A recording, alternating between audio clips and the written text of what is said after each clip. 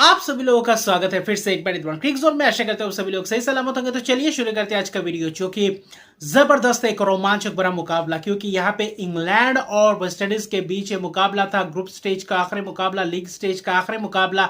और इस T20 world cup में अभी तक नतीजा आने तक, पहले इनिंग्स खत्म होने से पहले तक देखे तो दक्षिण अफ्रीका, वेस्ट इंडीज और इंग्लैंड तीनों ही टीम बरकरार थे रेस में कि कौन T20 वर्ल्ड कप के सेमीफाइनल में पहुंचेंगे 2024 के। वहां पे क्योंकि तीनों ही टीमों के पास बहुत ही जबरदस्त रन रेट था, जिसके कारण आप क्वालिफाई कर सकते थे। और इंग्लैंड 3 जीत के साथ हालांकि मौजूद थी पहले पायदान पे अपने ग्रुप में, दूसरे पायदान पे दक्षिण अफ्रीका की थी और तीसरे पायदान पे वेस्ट इंडीज। वेस्ट इंडीज का यह था कि हर हाल में यह मैच जीतना था। और खास तौर पे देखें जो टॉस जीत कर पहले गेंदबाजी करने का फैसला, यह बहुत ही जबरदस्त और बहुत ही आक्रामक एक सोच था, क्योंकि आप एक प्रेशर मैच में आप चेस करने को नहीं चाहते, क्योंकि इंग्लैंड एक अच्छा खासा जबरदस्त टीम है। लेकिन अपने ऊपर भरोसा था कि बल्लेबाजी करके अच्छी खासी चेस कर सकते थे वेस्ट इंडीज के टीम। और इसी के कारण अगर देखें तो जो शुरुआत था इंग्लैंड का, हालांकि अच्छी खासी शुरुआत दिए थे डेनियल वेट, मार्क बाउशियर, लेकिन उतना खास लंबा पारी आज नहीं दे पाए, जिसके कारण इंग्लैंड थोड़ी बहुत दिक्कत में अपने आप को पाई। जब विकेट्स गिरे, टॉप ऑर्डर के तीनों विकेट जब गिरे और लगातार विकेट्स गिरे 5 रन के अंदर अंदर, वही कहीं ना कहीं थोड़ा बहुत एक धचका सा लगा था। पावर प्ले एक अच्छा खासा गया था, उतना भी अच्छा नहीं जितने इंग्लैंड के अगर नजरिए से देखे तो, लेकिन अच्छा खासा बल्लेबाजी किया था डेनियल वेट।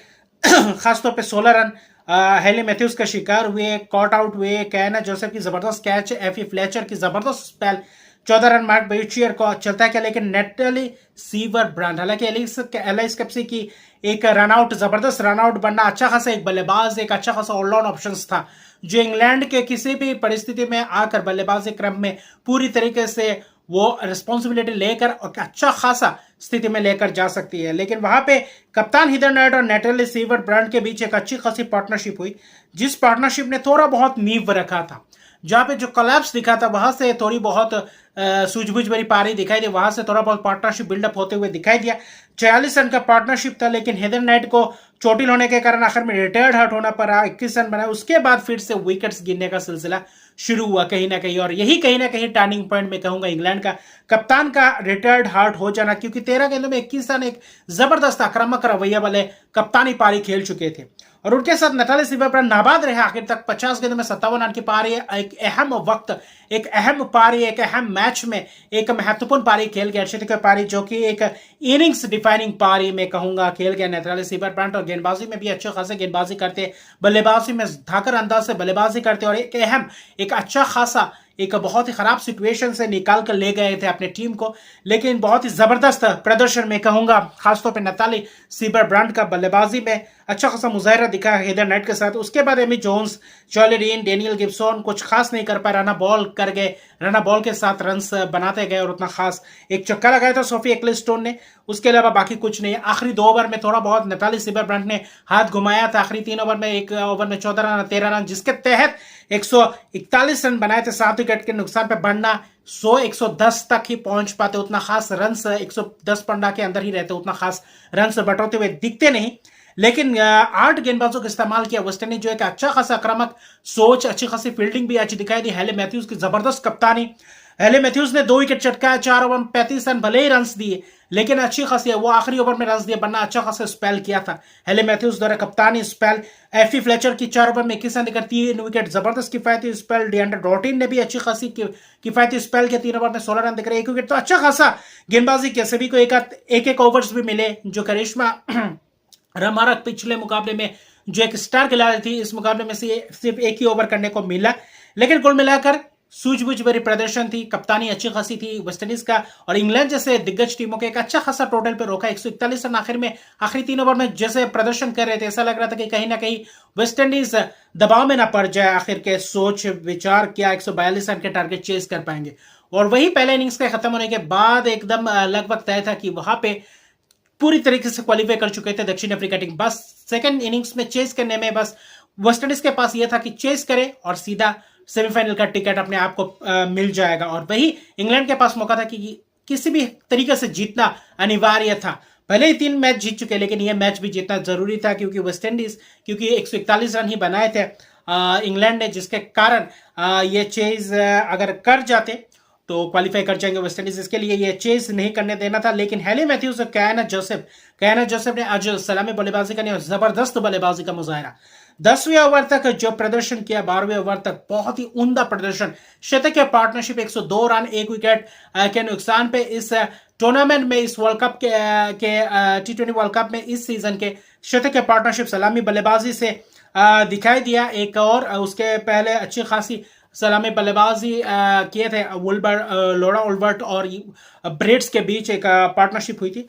लेकिन यह महत्वपूर्ण पार्टनरशिप, क्योंकि हैली मैथ्यूज कप्तान के 38 गेंदों में 50 रन की पार्टनरशिप, एक चक्का और वही 52 रन की पारी 38 गेंदों में, दोनों ने 38 गेंदों में 68 के पारी किया और शतक के पार्टनरशिप जिसने मैच को पूरी तरीके से मैच का रुखी पलट कर रख दिए थे। बाद में बस औपचारिकता था, लेकिन वहां पे 2 छक्के लगा कैना जोसेफ, 1 छक्का हैली मैथ्यूज, और क्या जबरदस्त शुरुआत, क्या खराब प्रदर्शन, खराब परफॉर्मेंस, खराब गेंदबाजी और खराब फील्डिंग रहा। बहुत आसान से कैचेस छूटे, बहुत से मौके गंवाए इंग्लैंड के खिलाड़ी, और वहां पे कहीं ना कहीं उनको ये नुकसान और ये बहुत ही भारी कीमत चुकाना पड़ा कहीं ना कहीं।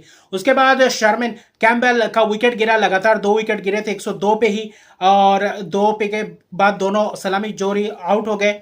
वहां पे हैली मैथ्यूज को सारा ग्लेन और नेट सीवर ब्रांड ने ही पहला झटका दिया था, लेकिन कहीं ना कहीं वो मैच निकाल कर ले गए थे। बाद में बस औपचारिकता ही था, जिसमें डिएंड्रे ड्रोटिन की जबरदस्त उम्दा प्रदर्शन, केमियो पारी 19 गेंदों में 27 रन, और डिएंड्रे ड्रोटिन ऐसे खिलाड़ी आते ही जितने रन चाहिए वो पूरी तरीके से मेकओवर कर जाते, और वही कारनामा करके दिखाए। वेस्टइंडीज को उनके हिसाब से चाहिए था कि वेस्टइंडीज को किसी भी हाल में सेमीफाइनल में पहुंचाना है, और डिएंड्रे ड्रोटिन 19 गेंदों में 27 रन की पारी में 2 छक्के और लाजवाब प्रदर्शन करके दिया है। जो एक्सपीरियंस था, एक्सपीरियंस खिलाड़ियों ने आज पूरी तरीके से खड़े उतरे और जबरदस्त प्रदर्शन वेस्ट इंडीज द्वारा 18 ओवर में 142 रन चौका मारकर यह मैच जीता।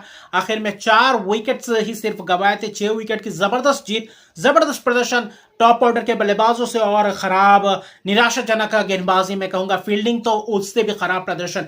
जो इंग्लैंड पिछले 3 मुकाबले में जो प्रदर्शन पूरी तरीके से धाकर अंदाज में प्रदर्शन किए थे, बल्लेबाजी में भी कहीं ना कहीं आज टॉप ऑर्डर के बल्लेबाज फेल हुए। नेट सीवर ब्रांड की अगर 57 रन की वो पारी नहीं है तो शायद इंग्लैंड यहाँ पे भी पूरी तरीके से धराशायी हो जाता। और टर्निंग पॉइंट में कहूंगा हेदर नाइट की वो रिटायर्ड है, अगर वो थोड़ा बहुत ठहरे रहते, वो पार्टनरशिप लगा हुआ था, थोड़ा और रन बेहतर कर सकते थे, 160 तक भी पहुंचाने का उम्मीद रह सकता था अगर कप्तान, क्योंकि अच्छी खासी ताबड़तोड़ अंदाज में प्रदर्शन कर रहे थे।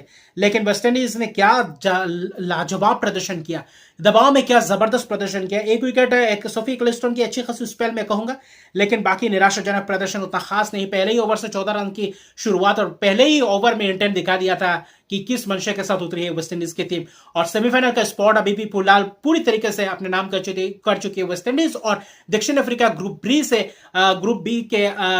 से क्वालिफाई कर चुके हैं सेमीफाइनल के लिए। और जो हीरा नाइट्स की टीम, इंग्लैंड की टीम थी, वो सेमीफाइनल के रेस से बाहर हो चुकी है, 1 मैच हार, और क्या खामियाजा भुगतना पड़ेगा। 3 लगातार जीत हासिल करने के बावजूद भी, अंक एक समान होने के बावजूद भी रन रेट में कहीं ना कहीं सुधार नहीं ला पाए कहीं ना कहीं, और वही एक निराशाजनक प्रदर्शन आखिरी मुकाबले में। और वेस्टइंडीज ने क्या जबरदस्त अंदाज में बाजी मारा और सेमीफाइनल के स्पॉट में पहुंच गया। अभी ऑस्ट्रेलिया के खिलाफ शायद ऑस्ट्रेलिया के खिलाफ होगा सेमीफाइनल में, देख लेता हूं।